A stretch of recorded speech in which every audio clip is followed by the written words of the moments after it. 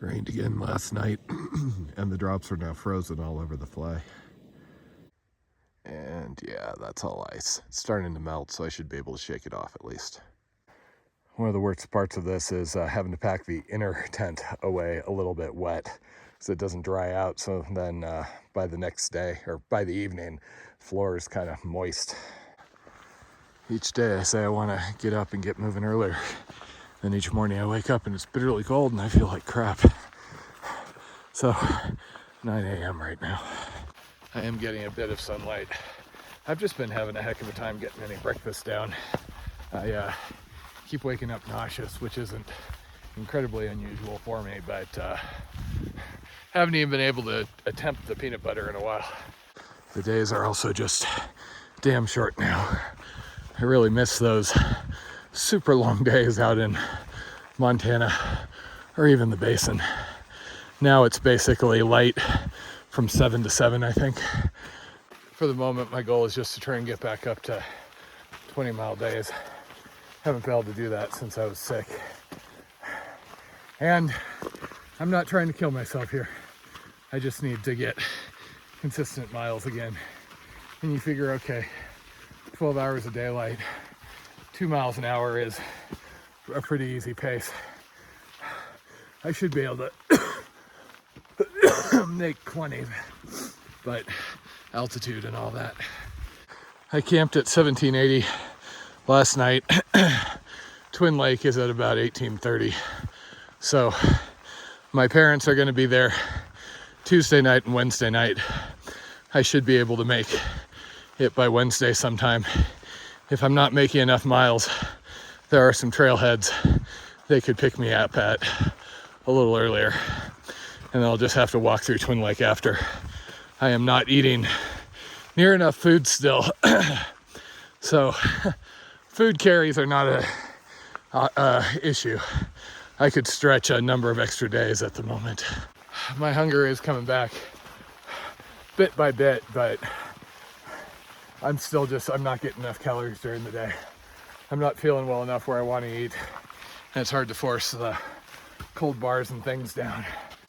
Even the dinners, I'm hungry at the end of the day, and the hot food is very much appreciated, but I'm eating it slowly, not scarfing it down, which that's not usually me. Clouds have come in and are dropping. Wonder if I'm gonna get snow again today. Just can't believe the forecasts out here.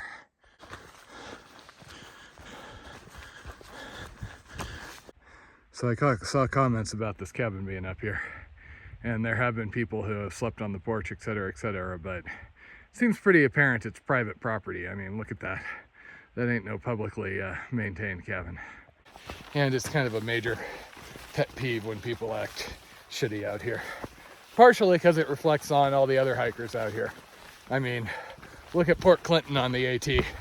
There are actually signs saying, no through hikers. Why?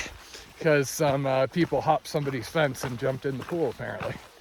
And any given year, there is always multiple individuals who are acting in ways like that. The reality is, there is no hiker community of like-minded people. People come out here for all sorts of different reasons. There's plenty of people that come out basically just to party and do drugs. And a lot of them are nice people, entertaining enough to hang out with. But some people are just out here and will, steal, trespass, set fires in no-burn areas, dump toilet paper right by the trail, not bury cat holes, skip out on hostel checks and things. Last year there were people full on defacing areas along the trail. One guy with stickers, several other people with markers. I've got a couple of them just completely blocked on social media because I don't even want to see mention of them anymore.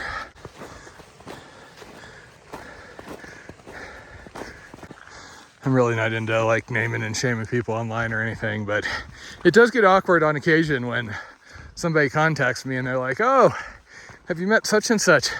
They seem like such a good person, and I happen to know they maybe are not the nicest person out here. In one case, it was someone's mom And I didn't have the heart to tell her how much of an ass her son was being out here. Any given activity, there's always going to be a dark side. Nice thing about through hiking is you have a lot more control over who you surround yourself with.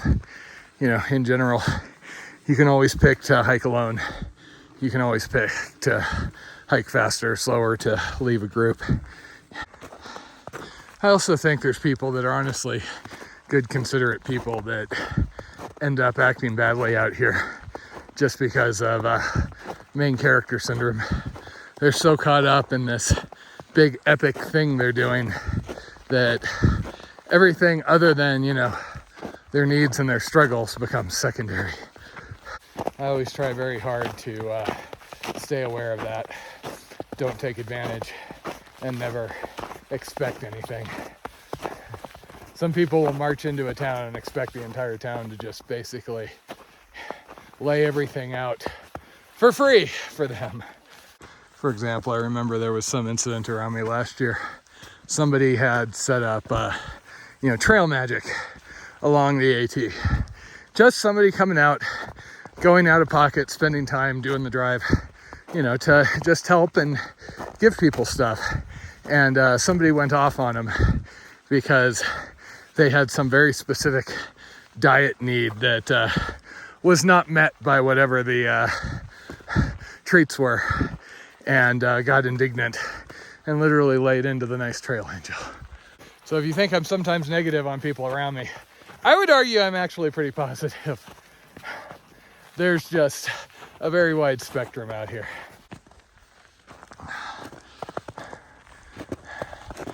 Yeah.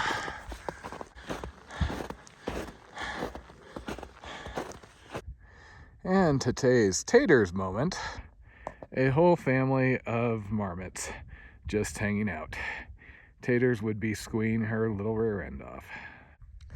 So I have another 3 miles running around here at 12,000 or so. That was why I didn't want to come camp up here, obviously.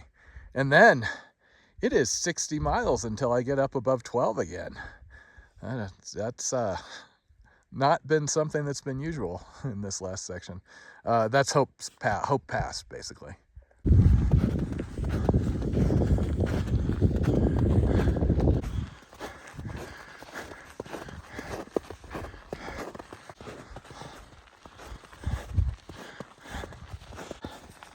The mud and snow has been slowing me down just a little bit.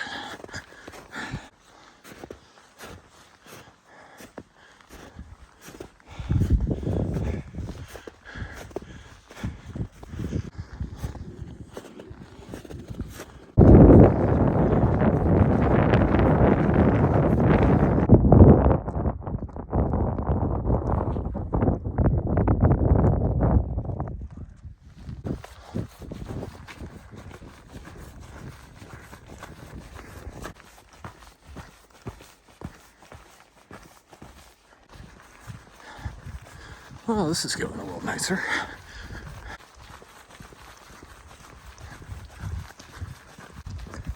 Started raining on me briefly. Seems to just be little storms in the area.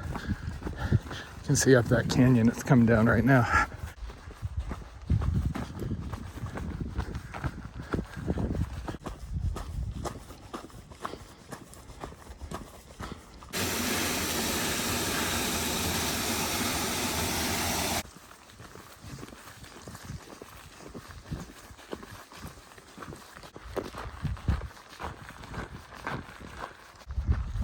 Huh.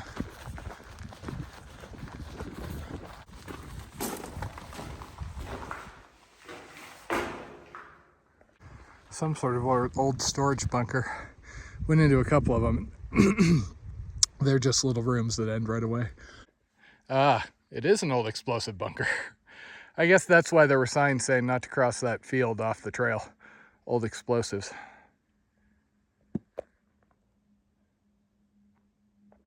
Kind of nice being down here below 10K. It's the first time I've been back to my full base layers in a while now. Ah, explosives and asbestos. Great. I am dragging hard here. Relatively moderate hills, but yeah.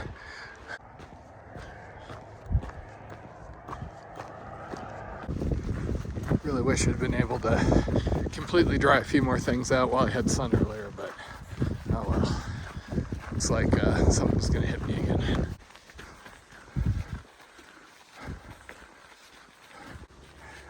People are right about this section spoiling you as far as signage. Huh. Assume these are collapsed kiln domes. So this is Tennessee Pass. Could get me into Leadville if I was going that direction. But I'm gonna push on, try and get to meet with my parents in another 2 days or so.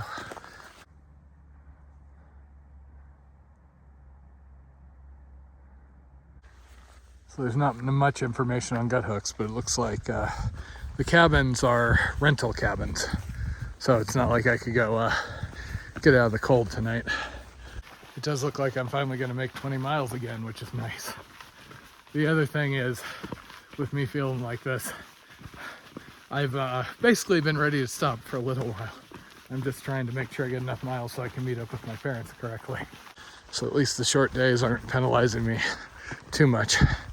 It is just a bummer though, because if I felt, still at 100% like I was after I came through the basin, I should be making really good time through this section here. Lots of nice camping, but all the water sources have been dry or trickled to the point where I didn't want to try collecting it. So 6:45, just hoping to find water so I can set up camp. Finally got to a flowing water source right around 7.